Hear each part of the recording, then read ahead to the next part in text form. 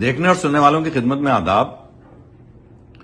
جس تیزی سے پاکستان کا سیاسی منظرنامہ تبدیل ہو رہا ہے اور جس تیزی سے سندھ کے شہری سیاست میں تلاطم پیدا ہوا ہے، جیسے جیسے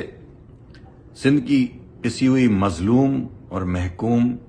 عوام کو ایک امید کی کرن نظر آئی ہے اور جیسے جیسے قائد تحریک الطاف حسین بھائی کی سیاست میں واپسی کی راہ ہموار ہو رہی ہے، ویسے ویسے جاگیردارانہ نظام کے تمام بینیفیشریز شدید بوکھلاہٹ کا شکار ہیں۔ کہیں کوئی جعلی شیر خارج زدہ ہو گیا ہے تو کہیں سلیکٹڈ سرکاری پنڈت خلابازیاں کھا رہا ہے، کہیں سائیں بادشاہ خجلاہٹ میں مسل دکھا رہے ہیں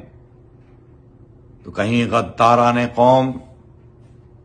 سر جوڑ کے بیٹھے ہیں، کہیں کوئی مچھلی پانی سے نکل جانے کے خوف سے پھڑپھڑا رہی ہے۔ یہ تمام صورتحال اس وجہ سے ہے کہ قائد تحریک الطاف حسین بھائی اس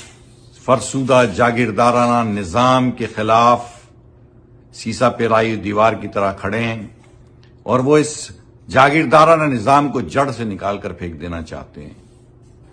قائد تحریک مساوات اور انصاف پہ مبنی 98% عوام کی حکمرانی چاہتے ہیں۔ ان حالات میں ساتھیوں ڈٹے رہو، جمے رہو۔